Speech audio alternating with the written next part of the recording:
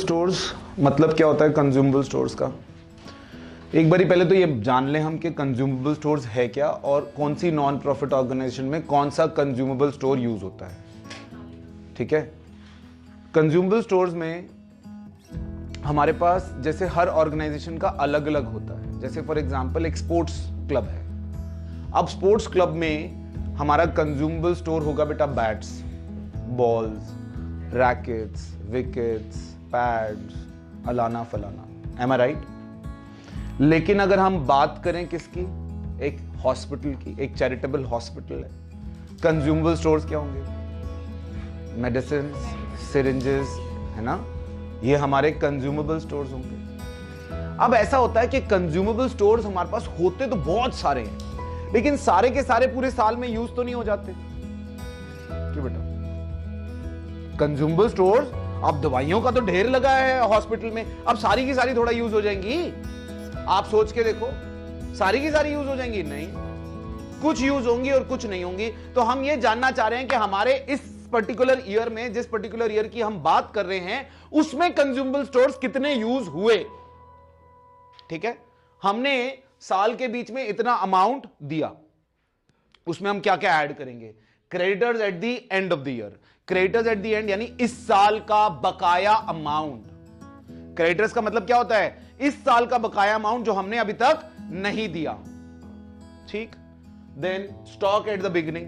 हम ये मानते हैं, हमारी अजम्पशन है कि जो बिगिनिंग में स्टॉक था, जब साल शुरू हुआ उस वक्त जो स्टॉक था वो सारा हमने इस साल कंज्यूम कर लिया। हमने माना है, एक तरह से हम मानते हैं फीफो। फीफो मतलब फर्स्ट इन फर्स्ट आउट, यानी कि जो माल पहले आया वो पहले लग गया और उसके बाद जो बचा हुआ है वो बाद वाला बचा हुआ है। तो बाद वाला बचा हुआ, तो इसलिए हम क्लोजिंग स्टॉक माइनस कर देते हैं। जो स्टॉक एट द एंड बचा हुआ है वो तो कंज्यूम ही नहीं हुआ, तो हम वो माइनस कर देते हैं। जो स्टॉक एट द बिगिनिंग है वो हमने सारा कंज्यूम कर लिया। स्टॉक एट द बिगिनिंग अगर हमने कंज्यूम कर लिया तो वो सारा ऐड हो जाएगा। हम निकालना क्या चाह रहे हैं कि amount consume during the year, कि इस साल कितना amount of consumable stores consume हुआ है, कितने बैट बॉल कंज्यूम हुए हैं, कितनी दवाइयां कंज्यूम हुई हैं। तो स्टॉक एट द बिगिनिंग हमने ऐड कर लिया, ये मानते हुए कि ये स्टॉक हमने इस साल कंज्यूम कर लिया है। स्टॉक एट द एंड हमने माइनस कर लिया, ये मानते हुए कि हमने ये स्टॉक कंज्यूम नहीं किया इस साल।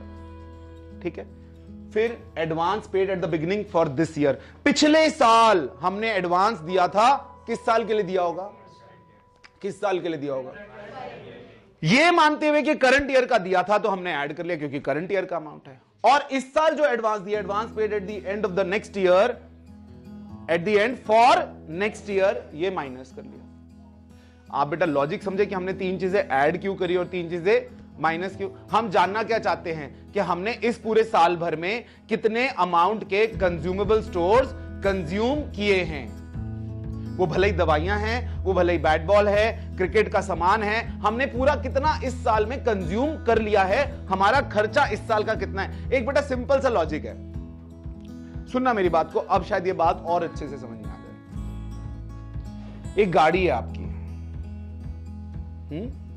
10 लाख की गाड़ी है। क्या पूरी 10 लाख की गाड़ी को इस बार आप खर्चा मान लेते हो? कितना मानते हो? उसकी जो डेप्रिसिएशन है, क्या सोचते हुए कि डेप्रिसिएशन को हम इस साल का खर्चा मानते हैं? क्योंकि डेप्रिसिएशन वही अमाउंट है जितना इस साल गाड़ी की वैल्यू घट गई, तो वो गाड़ी हमने कंज्यूम करी है, इसलिए हमने डेप्रिसिएशन को अपने पीएनएल में डाल दिया रेवेन्यू एक्सपेंडिचर मानकर। आप समझे मेरी बात? लेकिन अगर मैंने इसी तरह कंज्यूमेबल स्टोर्स जो हैं, मैंने पूरे, अब मान लो कंज्यूमेबल स्टोर्स हमारे पास 50 लाख रुपए की दवाइयां पड़ी हैं, सारी तो कंज्यूम नहीं हो गई। ये हमने 50 लाख रुपए साल में दिया है तो सारा तो नहीं लग गया। कितना इस साल लगा है, that has to be added. उसके लिए हम क्या करते हैं? What we do is we do this calculation. मैंने आपको लास्ट टाइम भी बताया था बेटा, रिसीट एंड पेमेंट में ये दिया होगा। अब उसमें फिल्ट्रेशन हुई नहीं, क्योंकि रिसीट एंड पेमेंट में फिल्ट्रेशन लगा ही नहीं हुआ। आप समझते हो ना बेटा फिल्ट्रेशन?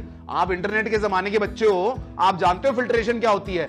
जब हम रिसीट एंड पेमेंट बनाते हैं तो फिल्ट्रेशन करते ही नहीं, तो वहां पर हमने फिल्ट्रेशन करी नहीं थी। हमने क्या लिख दिया था? Amount paid for the stationery during the year, amount paid for medicine during the year. अब कितना कंज्यूम हुआ उसके लिए हमने ये पूरा फिल्ट्रेशन करा कि साहब अगला हटाओ, पिछला हटाओ, जो इस साल का स्टॉक रह गया वो हटाओ, जो पिछले साल स्टॉक था वो ऐड करो, तो हमने क्या निकाला कि हमने इस साल कितना कंज्यूमेबल स्टोर्स यूज किया। इस पे कोई सवाल है बेटा आपका?